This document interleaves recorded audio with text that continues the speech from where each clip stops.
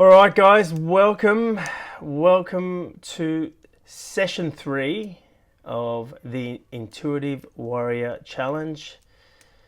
If you've just joined us, you missed out on me spilling coffee all over myself. But supposedly it's made me more relatable, Mary just said. So there you go. And it was hot too.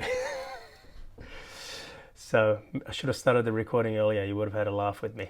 Anyway, guys, let's pick up where we left off in the previous session, which I gave you a tool, if you like, a practice. It's something that I've used, pondering. Right now, if you're not really relating to the word pondering, you could say intuitive thinking. Doesn't matter. It's a process that enables you to get your creativity going. Right? Anyone who is creative in their work, it's what they do naturally, right? It's what they do day to day. Because remember, everyone is creative, so it's just some of us are not using our creativity, right? So, but anyone who is familiar with their creativity, they're very well familiar with it, would understand when I say pondering. Okay.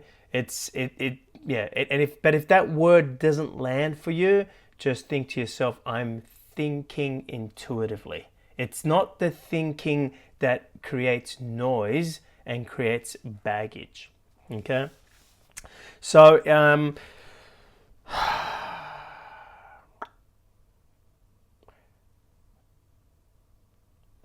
I think maybe I should start with you guys, just to do a quick catch up. Actually, disregard that. I'm going to get straight into it. I'm going to get straight into what I'm about to cover, and then what we'll do is right at the end, we'll open up for questions and answers, and we'll do Q&A session. But also, I want to check in with you guys to see how your experience of the pondering has been going. Okay, but that's the pondering process for me. It's to be able to empty myself, to be in the present moment. The way I do that is my breath, right? And then if I was to action something, I would acknowledge, not just use it as an affirmation. It doesn't work. Acknowledge that right now there is nowhere for me to be. There is nothing for me to do. There is nothing for me to accomplish. And if you're a thinker, then tell yourself there's nothing to figure out either. There's no one you need to be. They're my 3 things that I always say. There's nowhere to be, nothing to do, nothing to accomplish. And then I sit. And if I have a question, I pose the question. And that's all you're doing. You're posing the question. That's it. Okay? So just to recap, but that there is how I've come up with all my content. Believe me, I haven't read it in a book. Believe me, I haven't done it in a course. Okay, everything. Now it's taken me many years to be able to do that. I won't lie to you. It's that's something you need to continuously work on, and having a coach or a mentor or someone who can support you on that journey is obviously going to be very supportive. Okay, so today I want to continue the conversation. At the very first session, I told you that everyone is naturally intuitive. It's innate. It's in you. You're born with it. Everyone is naturally creative, but not everyone listens to their intuition. Not everyone uses their intuition. Okay, not everyone. So when I shared that with you, what I then shared with you was the idea that the reason why people don't use their intuition is because they're getting in the way. So how are you getting in the way? The top 3 reasons why people fail to manifest. Number 1, too much noise. Number 2, not enough space. So what I'm going to cover right now is how you reduce the noise and how do you make more space. Okay? And that's not in a particular order, but if I was to put that in a particular order, but this number 1 and 2 go hand in hand. They're the top 2. If I was to put it in a particular order of importance, I would say number 1 is not enough space. Okay? Number 2 is too much noise. Because if you had more space, the noise wouldn't be so relevant. You know, the way I like to describe it is the noise, if you had more space, it's like being at the beach, you know, with big waves crashing. If you can imagine yourself at being at the beach with massive waves crashing, and all you can hear is the sound of the waves crashing, but somewhere in the background, you hear this little dog yelping away because someone let their dog loose on the beach and it's running on the beach, and you hear this whoop, whoop, whoop, and you're like, what's that noise? Oh, it's a dog. That's the noise. But the sounds of the waves, the sounds of the power, right? The sounds of your music is far greater than the noise. So that's why if I was to prioritize and say which one's more important, well, space is the most important thing. We don't lack money, we don't lack courage, we don't lack love, we lack space. Okay, so, and again, if you've done my work, you understand that at a deeper level. But at this stage, let me tell you what creates space. I've dropped this before, right? This is what we're not going to be doing today or this week. This is what's not part of this program, because this is for someone who's actually ready to take those next steps towards themselves and do the work on themselves, which is not going to happen over a week. But I've already mentioned this to you. What creates space is self-awareness. What is self-awareness? It's self-realization. As you realize who you are, you become that space. Your capacity, your power becomes greater. It feels like you are expanding your awareness, which feels like you are expanding your space. Self-realization, or sometimes it's referred to as self-actualization, because it's your actuality, not your reality. Your reality is always going to have boundaries and parameters and be within a balance. My work is not in reality, it's in actuality. My work is not about self-developing you, it's about self-actualizing you, self-realizing you. Now, I say this because today we're going to talk about reclaiming power. And part of the reclaiming power process is for you to be able to place your attention on the truth. Okay? Now, what place your attention on the truth is, or what determines that, what your level of connection to that, again, is all to do with your self-realization. And you have to address and look and take the journey and the process that comes with asking the questions of, who am I? Why am I here?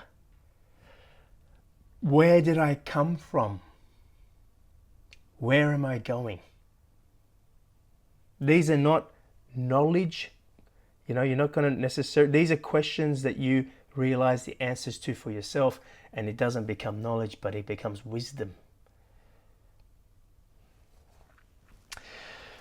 But what I am going to share with you is what gets in the way for you to be able to place your attention on the truth.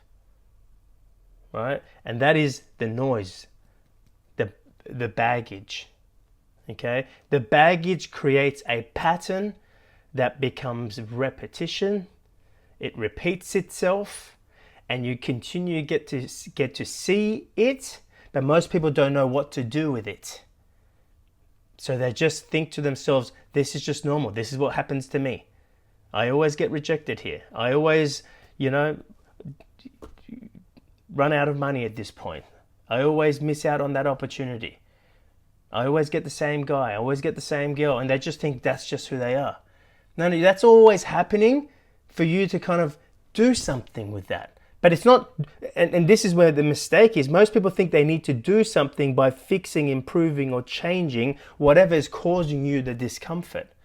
But trying to fix, improve, or change whatever is causing the discomfort is like me looking into the mirror and noticing that I've just spilt coffee and I've got coffee on my lips there, and then I wipe the mirror clean. I'm going, why isn't it cleaning? It's still there. It's not about what's going on there, it's about what's going on with yourself. That's why the work of self-realization is far more difficult than the work of self-development, because self-development, you can blame someone else. Well, this is the cause of my problems. I'm the cause of my problems, so therefore I'm going to develop myself. No, just know yourself. Self-development is trying to love yourself. I told you yesterday, why would love need to love itself? Now I get it. If that's where someone's at, then yes, go and love yourself. But just depends where you are in your journey, doesn't it? So the reclaiming power process is basically it's neutralizing the charge. I like to use the word neutralize. Okay, so what neutralizing, what that gives you is the ability to no longer resist the emotions that you're feeling. Okay, so I'm just going to drop this in. Now, some of you have done further work with me, and you know, like my coaching programs, in my OMG coaching program, for example, the first month is about reclaiming power. The first module, I should say, is about reclaiming power. So you're familiar with this, so you're relearning this or re-listening to this, and that's good for you. But everyone else who's actually hearing this for the first time, get very present. Everyone be present, actually.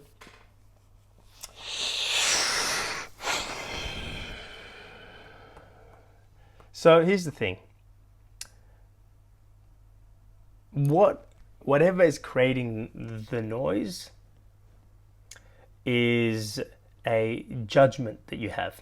To put it quite simply, something is happening in your life, you judge it. Now, judgment energetically is a closed energy, right? The moment you judge, you close. Close to what? What are you closing off to? Love. Now, love is an open energy.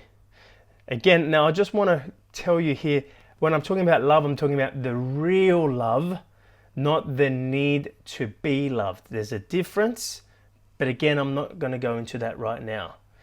But love is what heals. Love is what cures. Love is what silences the noise. That's all I got to tell you, right? So when you have an opportunity to reclaim your power, right, this is what it looks like. There's something going on in your life, and that something has caused disturbance to you energetically. And by disturbance, I mean you are judging it. And as you judge it, you are having a reaction called a resistance to it. So what that means is when you feel this thing that you're judging, this disturbance, you begin to resist it. Now, what do we know about what we resist? What we resist will ultimately persist, as they say. All right? So, generally, what most people do is then look into their world and try to fix, improve, or change, or get rid of the very thing that is causing them to feel that resistance. And then what do we learn about that in the self-development world? Well, we remove it, we fixed it, we improved it, we changed it, but then all it did is it disappeared momentarily, and it came back in a different form. Like, for example, if you're feeling insecure around your relationship, you kind of do the work and you fix, improve, or change your relationship, and then you go, oh, I'm not feeling insecure around my relationship, and then you feel insecure around your wealth, around your money. You fix, improve, and change that. Oh, I'm not feeling insecure around that. Oh, I'm feeling insecure around my body, my health. I'm having health issues. It just changes form. You can never fix, improve, or change something. You can only, as Gandhi says, be the change. Now, how do you be the change? Well, you be the change with love. Okay? Now, I told you it's very simple. Judgment, closed energy. Okay? When you're in fear, when you're in danger, do you do this? Or do you do this? You do this, don't you? You close off. You go into the fetal position, if you like.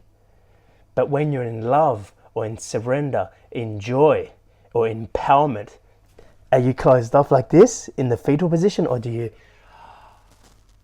open up? So physically, you are having a reflection of what I'm talking to you about. That there is exactly what's happening energetically. So here's the thing. Love, as I said just a moment ago, is what cures, what heals the pain. Right? What's the pain? The resistance. What's the resistance? The thing that you're judging. I have a quote that I teach people. Love is all there is. All else is your judgment of what is. There's nothing but love. And if you're not experiencing love in all things, then you're experiencing your judgment of it. Very big pill to swallow, all right? And I'm just going to leave that there for now, but that's the truth. So, you have this disturbance energetically, and this disturbance is judgment. You have this resistance. Why do you have resistance? Because you want it to go away. You're resisting it. Okay? That then feeds that emotion, and it continues for it to exist in your reality and continues for it to be reflected in your story. And you keep seeing it in your story. Why does this keep happening to me? But all this, most importantly, is making so much noise for you not to be able to hear your intuition or the feeling. That's the biggest thing it's doing. Right? Because within all this, your intuition will guide you. Within all this, your feeling will direct you. But you don't hear it because you're too busy resisting an emotion that you're in judgment of. You're in closed energy. Now, again, I said to you, love is what heals. So what do you think to yourself you meant to do? Okay, most people will say, well, don't resist it. Well, if you're not resisting it, what are you doing? Well, what's love's energy? Open. What's the opposite of judgment? Because it's judgment that's creating the noise. Your judgment is creating the noise. Your continual, persistent judgment is creating the baggage, which is what we call our patterns. What is the opposite of judgment? Acceptance. Oh, learn that word. Acceptance. But how do you accept? Because there is accepting intellectually and going, well, I accept you, which kind of looks like this. I forgive you. I forgive you. You've done wrong by me, but I forgive you. I'm in judgment of what you've done, but I forgive you. Most people think that's acceptance. That is acceptance intellectually. Because if you truly forgave, if you truly accepted, you would realize there was no one to forgive. Hey, I'm just pointing it out. Okay? That's the deepest level. Let's just call it, if you're into forgiveness, that's your deepest level of forgiveness. Okay? If you truly accepted, and again, guess what you're accepting? Most people think you're accepting someone else or a circumstance that's happened to you. No, you're accepting how you perceive that circumstance. You're accepting your own emotions. That's why you realize when you truly have accepted, not intellectually, because intellectually you're still looking at someone or something that has caused you to have those emotions. You are accepting your own feelings. You're accepting your own judgment. And that looks like this. Arms open. What am I doing here? I'm embracing. So rather than resisting my emotion, I begin to embrace it. What's going to happen when you begin to embrace it? The very judgment that you have, the very disturbance energetically that you're experiencing, your reaction will intensify. That's why you've been resisting it, because you're kind of putting a lid on it. You're sitting on it. That you're sitting on it to make sure you don't feel it, because you don't want to feel it. But what there is to do here is actually feel it, but feel it without judgment. Embrace. So, to neutralize your baggage or an emotion that you've been resisting, you do the opposite to what you've been used to doing.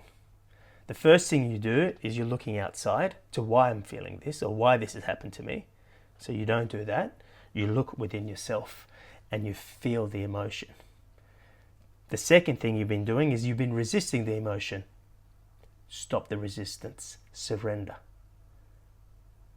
Be present to the emotion and feel it. Now that is a process. But what you're doing there, and this, it's an art to be able to do this. Because you can't just feel it with resistance. Sometimes people comes to me about this process, and I've got this process, I've been going on with it for about 9 months. And sometimes your process may go for 9 months. I understand, because the baggage is pretty big for some things. Some things are small. Right? So when someone comes and goes, I've been still sitting with this for 9 months, I'm like, okay, it's pretty big baggage. And then I sit down and do a consultation with them, and I realize the baggage is not that much of a big baggage. And I ask a few questions, and I realize they've been like saying, they use the words like, I've been sitting with it. Have you heard that term before? I'm sitting with it. But I realized after asking questions, they weren't sitting with it. They were sitting with the resistance of it. So what they were doing is they're sitting there and feeling it, and they're going, I'm sitting and feeling it, but all they're doing is sitting and feeling the resistance of it. They're not sitting with the emotion. Guys, I promise you, if you can sit with the emotion and embrace the emotion, it turns into love. And then you will understand why I say love is all there is, all else is your judgment of what is. Yet I understand not everybody can do that immediately. At first, most people are sitting with the resistance of it and then going, I'm feeling it, I'm sitting with it. You're not. Because when you sit with the feeling, when you sit with the emotion becomes a feeling, becomes the feeling. It becomes love. In fact, you will wipe the memory of why you are even feeling that emotion. The memory of that disappears. Now, when I say the memory of that disappears, I'm not saying, well, you can't recall it. You can recall it, but the memory is no longer live. It's no longer charged. Therefore, it no longer feeds your perception of your reality. And therefore, it's no longer a pattern.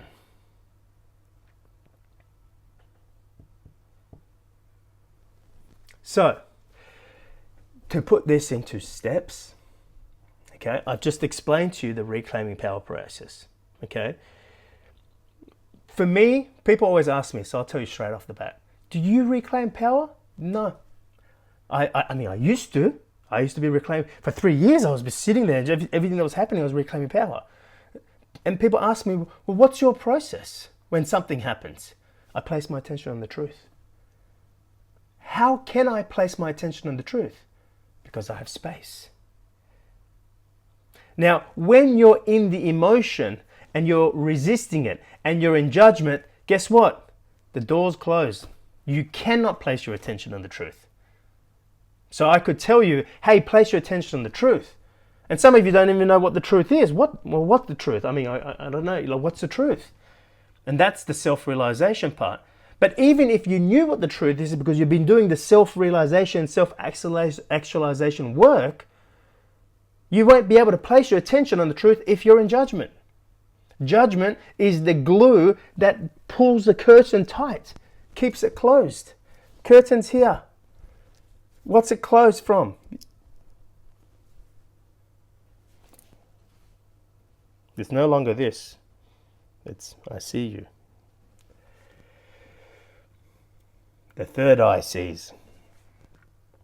So, here's the steps. The key word here is judgment, right? The moment you're experiencing an emotion, you don't want to judge it. Remember what I said. What's the opposite of judgment? It's acceptance. But you can't accept intellectually. You got to accept with your feeling. And that feels like to embrace it.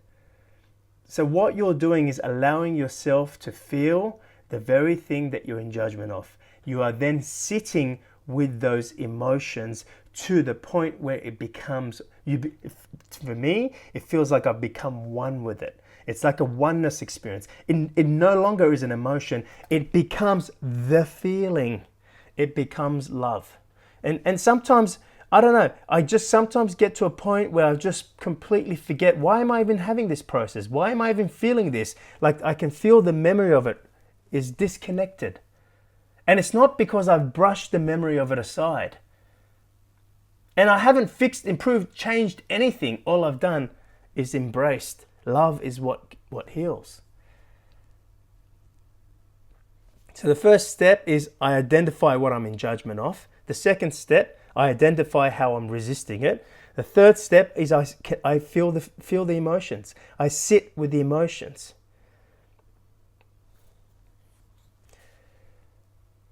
I sit and I feel it.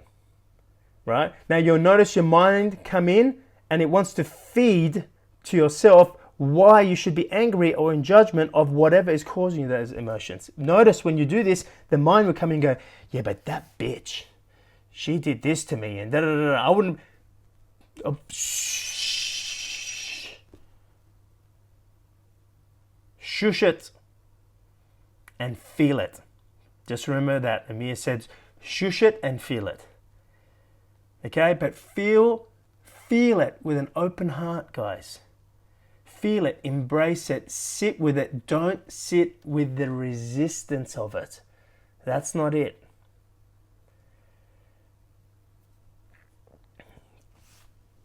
And that is how you take the baggage out, the garbage out, trash out.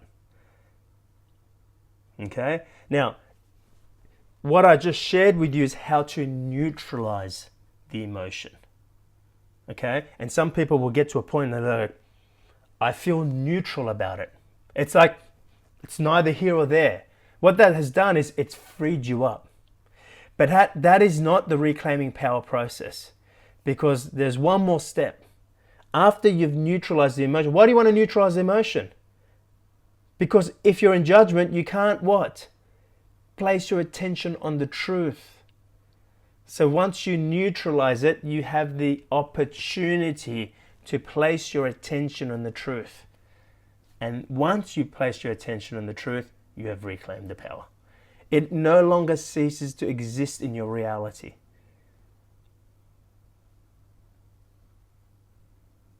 It no longer, remember I told you in the first session, removing the glasses, removing your perception glasses is what's seeing the truth.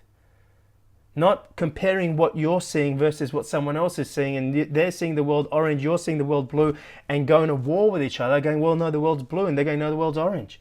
That ain't it.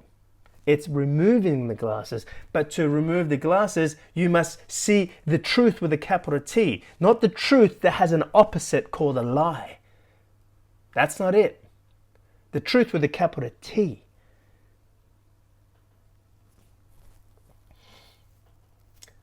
But you can't see the truth if you're in judgment. So this process is to take you out of judgment. That's all it is. Okay? And you could use this day to day as you go along. And I understand some of you got big baggage. All right? I mean, you start, get to work, right? But don't expect it to be in the next 24 hours. because all you're doing is you're chiseling away parts of it, And I mean, don't get me wrong, if you're willing to go all the way and feel it completely, embrace it, and have no thought going, but why, you would reclaim your power immediately. With your ability to place your attention on the truth, of course. The piece that's missing here, okay, because everyone is in different stages. I've got people here who've been working with me for a year. I've got people working with me for 3 days, right? Your ability to place your attention on the truth is all proportional to your ability to connect to the truth with you. It's your self-realization. It's the work you've done on yourself.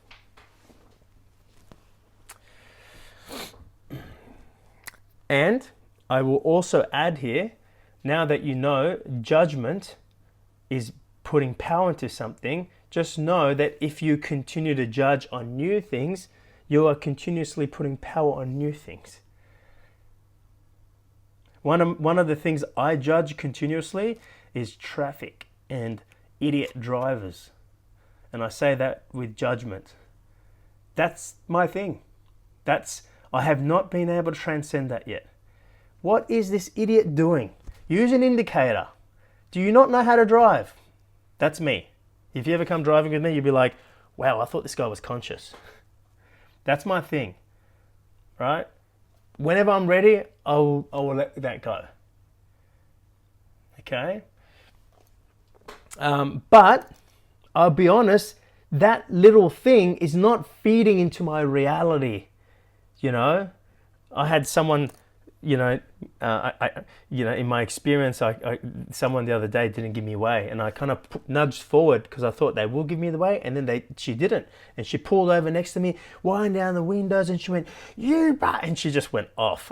She used the C word and everything, and I was just like, oh wow, you use the C word, like I would be, if I use that, and she just went absolutely off, right?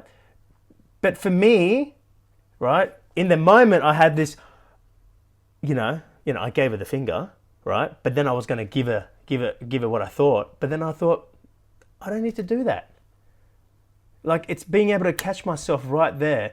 And what I'm trying to say is this little thing of mine with hating traffic and jams and idiot drivers, if you like, doesn't feed into my everyday life, doesn't feed into my ability to love my kids, my ability to follow my feeling.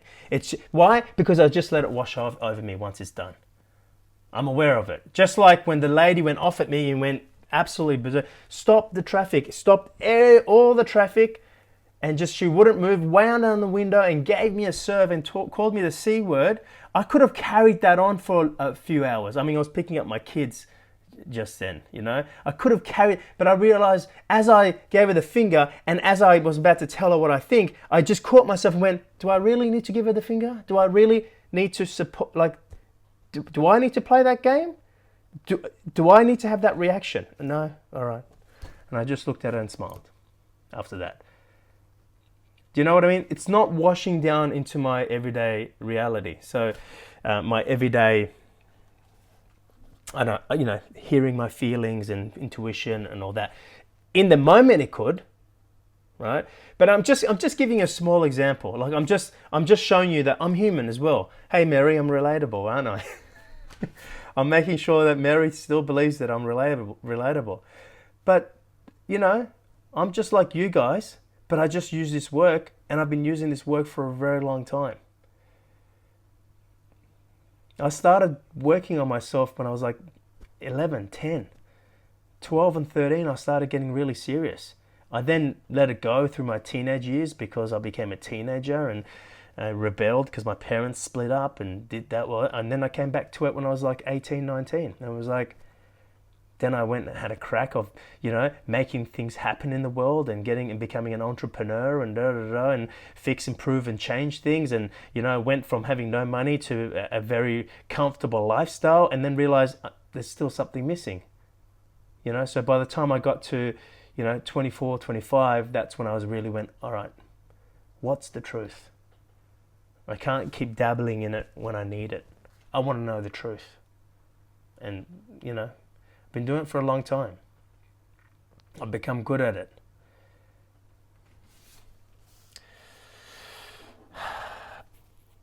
But that there, my friends, is how you reclaim your power. And can I remind you that the most important point is your ability to be able to place your attention on the truth. If you have your ability, like that, what happened with the lady telling me off and calling me the C word, if you have the ability to place your truth right there, drop the judgment in the moment, it's gone. If you don't, if you then judge it, and then what most people do is then they carry that on. You go pick up your kids, and then you're in a foul mood, and then you drive. It becomes part of you. You carry it on. You continuously judge it, and then you start to think all women who drive brown cars, which is the lady who was driving a brown car, are like, and it becomes a pattern that you continuously see. Do you know? You got to be able to drop it, but there's no other way to drop it than to accept it, and to accept is to embrace. To accept is not to forgive. I know, again, forgiveness is self-development. It's not wrong, right? It just depends where the individual's at. Sometimes self-realization is far too deep for someone. I've had people who do my WTF experience program, the Wisdom, Truth and Freedom experience, and they've come back to one of my facilitators or me and gone, oh my God, this is what I've been looking for. This is a breath of fresh air. Because they were looking for what they're looking for, but they were looking for it in self-development, and somewhat it wasn't it. And it was like, yeah, no, that's not it. I know, because I've been there. And I have people who watch the WTF experience and then they just ring up Jamie or someone, they go, look, I get this. Like, this is really powerful. I really felt it, but I'm just not ready for this. And it's like, absolutely. Right? It just depends where the person's at. But that, my friends, is the reclaiming power process. It's to identify what you're judging, identify what it feels like, the emotion, the resist that you're resisting, then to accept by sitting or feeling the emotion, and continue to feel the emotion, and notice and capture your mind trying to get out of it by going, but look what they did to me. But look at that lady, she called me the C word. How dare, what? Do you know? Just notice your mind doing that. It wants to get out of the emotion. It's scared. Sit. And ultimately, what's the truth? If you've done my work for a while, if I was having a reaction to the lady having a reaction to me, right, and calling me the C word, I would have sat with it, and I would have felt the emotion, and once I could feel myself being open and in acceptance, embracing the emotion, I would have gone, what's the truth? And you know what I would have said? Who is that lady?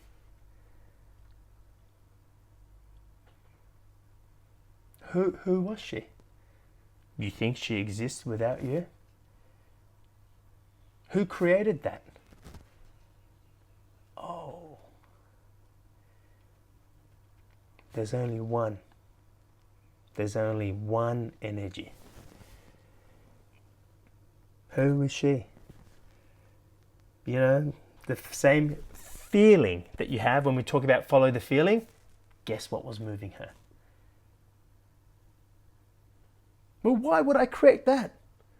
Well, probably because you're always pissed off when you're driving.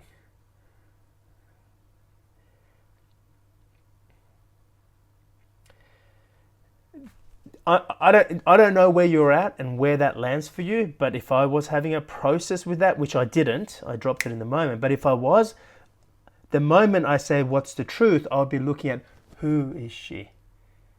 Who is she behind the costume and the role that she's playing in my movie. Do you think you can love her now?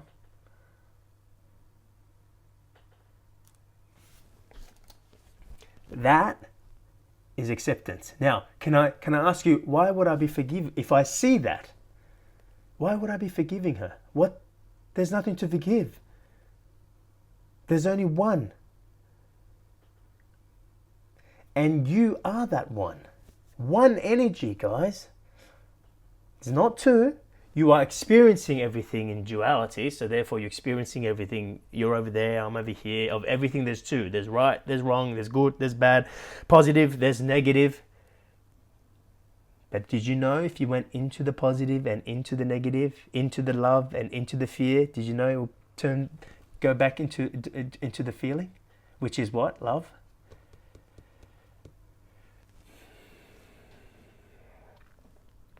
That is reclaiming your power, okay? Maybe your facilitator might put that in a step-by-step process. Maybe you re-listen to it. I just put it for you in a step-by-step process. It is one of the most powerful tools. But remember, neutralizing your emotions is not reclaiming power. Although you feel this huge amount of space, you feel this thing lift off your chest, and you think to yourself, oh my God, I've reclaimed my power. You've neutralized the emotion. It's no longer positive or negative. It's no longer love or fear. It's the one love, the real love. So then most people go, I reclaim power. You know when you reclaim power because it would never cross your path again. Ever. It would not be required. Because it crosses your path to get your reaction. It's no longer part of your reality. I used to always have no money. Always have no money, and like chasing, and when I became spiritual, when I went on my spiritual path and thinking to myself, it's no longer about the money, I still had no money. One day I realized the truth. It's not money I lacked, it was space. Who are you? Infinite energy. Infinite energy runs out of money. The moment I realized that, I have never run out of money, and it has nothing to do with what I do or not do. It has nothing to do with my businesses. COVID hit over a year ago, and one of my businesses shut down. Everyone was like, are you alright about it? Like, it's like my aviation business, we couldn't fly anymore. It's like, yeah. Acceptance. Worst case, I won't have that business anymore. But what about your income? Well, my income will come from somewhere else. Because things change form. Which it didn't, and I'm still on operation right now. In fact, I cut my business down to only, for me personally, I'm only flying, on the weekends now. Because I'm doing more of this work. And that's because there's more and more people who are going, I'm looking for something more. I'm looking for, the truth. Not to just fix, improve, or change my finances, change this, change that. All the changes you're making is temporary changes. It's just changing from one form to another form. And that's why you always feel like, I thought if I find my relationship that I'm in, I would be happy. Then you think to themselves, I thought if I have kids, I would be happy. But there's always something missing. Then you think to yourself, I thought if the kids moved out and, I had my house back, I would be happy. Do you know what I mean? It just keeps changing form, right? Until you find your self-realization. So that, my friends, is the top 2 reasons why you can't feel the feeling or the emotions. That's the top 2 reasons why you fail to follow your intuition of the feeling. That's what I was trying to say.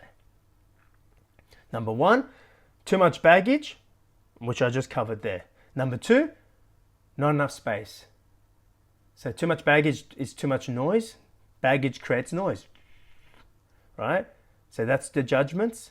Not enough space. What's not enough space? A lack of awareness. Awareness of what? Who are you? Awareness of the space, the emptiness, the fullness in the emptiness. You lack awareness. Your awareness is this much. You need to expand your awareness, which is expanding your space, which is all got to do with self-realization, self-actualization. And that is what I do. Okay? So, let's open up for Q&As. I just want to let you know I've dedicated tomorrow to just do question and answers and a bit of coaching. Okay, because I've delivered a lot over the last 3 days. I've tried to keep it very, very simple. I understand there's questions at the moment, like Jamie sent me one of the questions that somebody asked in the group about the difference between the feeling and the intuition. Like, these are the things that if it's coming up, I'm happy to answer. I'd like to hear also about your pondering. Let me know about what, if you got questions around that, if you did your pondering. And tomorrow I want to hear about this reclaiming power process, because no doubt you're going to go and try it, aren't you? You're not going to just get the content and put it aside, are you? You are. That's why I want to give you a day or two, or a day anyway, tomorrow. Tell me, just how does it feel to sit with an emotion, like just to fully embrace it? What are you feeling? Tell me your experience of it. And I'd like to provide some coaching and some mentoring tomorrow. And then on the last day, which is our final session on Friday, I'm going to be covering the third reason why people fail to follow their intuition or their feeling.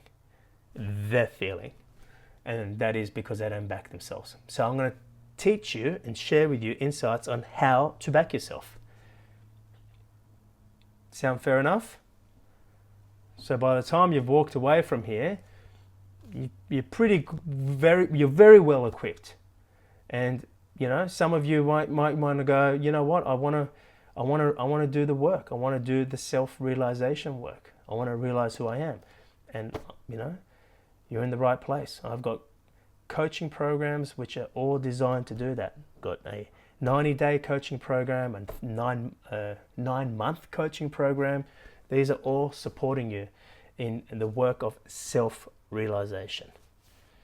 If you don't feel self-realization is that important, then just do what I shared with you. Okay? Just neutralize the emotions. It's a very powerful process. The pondering I shared with you.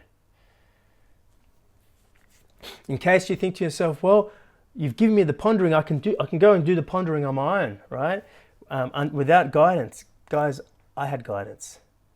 I had someone like my mother guide me, right? You try to do it on your own, or what might take you 2 years will take 20. That's just the truth. I've seen it. I've worked with thousands of people from around the world, and I've seen, because what I'm teaching you is you've got the answer. So someone goes, well, I've got the answer, I can do this on my own. What's your opposing? Why do you oppose doing it with a group? Or being mentored? Well, on my own, I won't have to pay for it.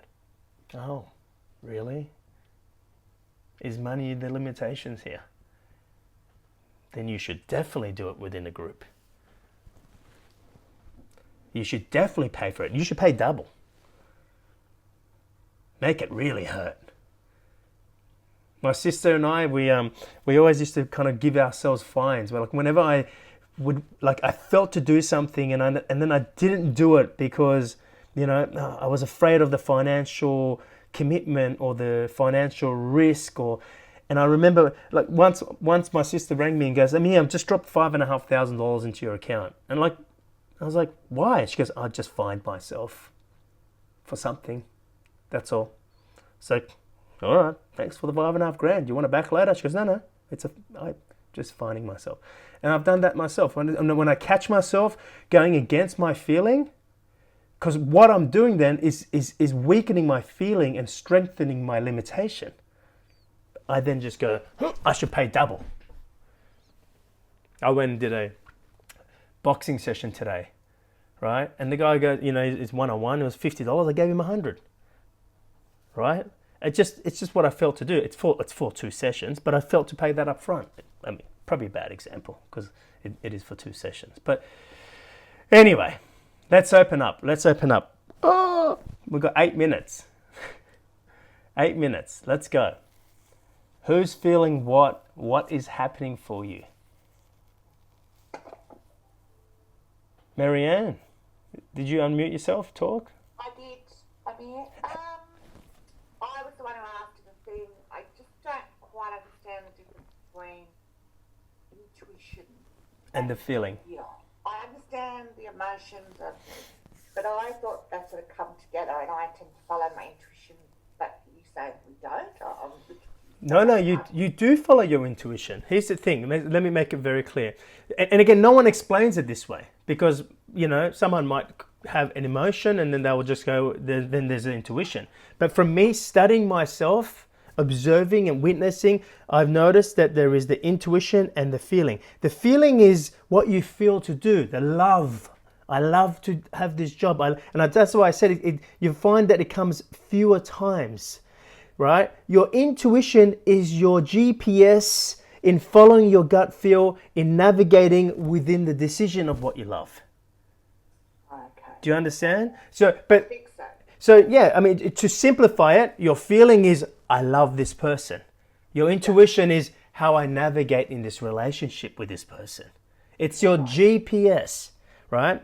But for those who are into more philosophical work, and that's the way I explained it, I couldn't help myself. I kind of probably overcomplicated. Your intuition has reference points of the known. It's reference point of your past experience. For example, I fly planes, right? If I took Jamie for a flight, which I have in the past, and I said, hey, Jamie, land the plane. And he goes, but I don't know how to. And I said, well, just follow your intuition, right? He lacks intuition around landing a plane, right? Now, if he's seen me do it multiple times or he's had some lessons himself, I use my intuition when I'm coming to land a plane, right? Because when I first, or think about driving a car. When you first learned to drive a car, you weren't using your intuition, right? You were too consumed with all the thinking that you were doing, right? But as you became better, you started to do less thinking and you started to respond more instinctively to your driving, which is driving intuitively. And you started to have a spatial awareness around the car and what other cars are doing. Do you understand? So that's your intuition. The feeling is, you know what? It's time for me to learn to drive a car. I love to drive a car. Yeah.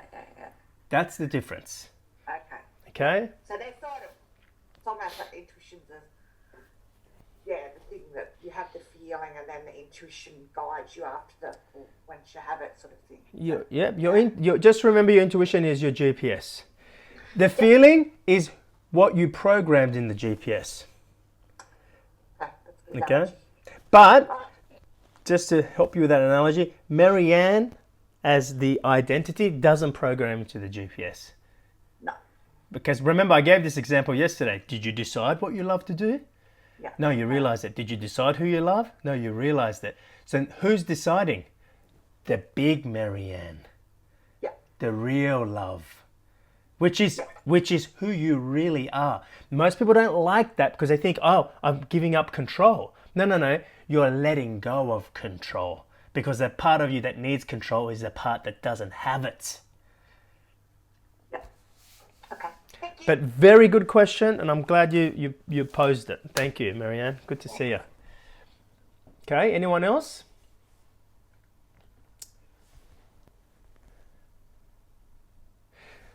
Was that a good analogy for Marianne?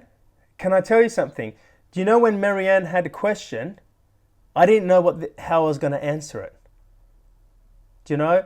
If I went back to how I answered it in session 1, I'm just going back to what I know. But instead of going back there, I just sat in the moment and felt how I should respond to this. So that example I just gave, I've never given that example. Although Jamie might go, well, actually you have, because I never remember it. But I've never given that example. So where did that come from? That's right. Right there, you're speaking intuitively. That right there is live pondering happening with Marianne. I'm showing you guys. I'm using this as we talk. I could have gone back to day one and go, well, the intuition has a reference point. The feeling has not. Well, that's not helping Marianne for that to land, and that's not where I was led. You're seeing this happen live. I'm doing this live. But your mind thinks it's because he knows the answer. No, I don't know any of these answers. I only know the answers because I pose a question or there's a question posed. I let go of them once I've delivered it. It's there for when I need to use it, but I don't hold on to it like there's no, in my encyclopedia in here. It's empty. But most people will go, wow, he knows so much of his stuff. No, the stuff is there and I just use it. And it's the same stuff that's there for you if you have the ability and the willingness to use it. Like I'm telling you guys, that's what you're seeing live there. Rewatch that bit just there with Marianne. You'll go back even more in the recording, and I said someone asked a question about intuition and the difference between intuition and feeling, and right there was nothing there. So because there was nothing there, I continued. Because nothing came to me in that moment to how I should answer that. Then Marianne went, I was the one who asked the question, and she posed the question. And then as she posed it, sometimes before she even speaks, the answer's already coming to me. Guys, go back, watch the video. I'm not putting this shit on. This is what I'm teaching you guys. It's not, you don't have to have special abilities. You just have to be willing and able. You know, when you sit in the airliners, I gotta go. You know, when you sit in the airline, you go on a passenger flight and you sit in the emergency exit row and they say, sir, madam, are you willing and able to assist in emergency? This work, the question is, are you willing and able? Able is, you know, your mind's normal, like you're not on drugs, right? Like if you're like, you know, on weed every day, like it's you know, it's not gonna assist you, right? Like able, like you're able, you know, you have a mind that is able to ponder this, right? Willing is all got to do with yourself, your willingness. Is there a desire for it? So that's why I always ask. The question is, are you willing and able? All right, guys. I have another session that actually started 2 minutes ago. So I'm going to wrap up, but tomorrow I'm dedicating 60 to 90 minutes. Come prepared for 90 minutes. And I'm just going to do an entire 60 to 90 minutes, depending on how much questions you have, about the last 3 days. Okay? I want to review the last 3 days. Anything you want to talk to me about. Anything that the emotional baggage stuff, anything. Okay? We're coming to the back end of the program, and I just want to be able to provide that so there's no confusion. Like Marianne's question was very good there. Bring your questions, bring your experiences that you want to share, etc. All right, guys. See you tomorrow. All right. Don't forget to keep pondering, keep practicing. See ya. Bye-bye.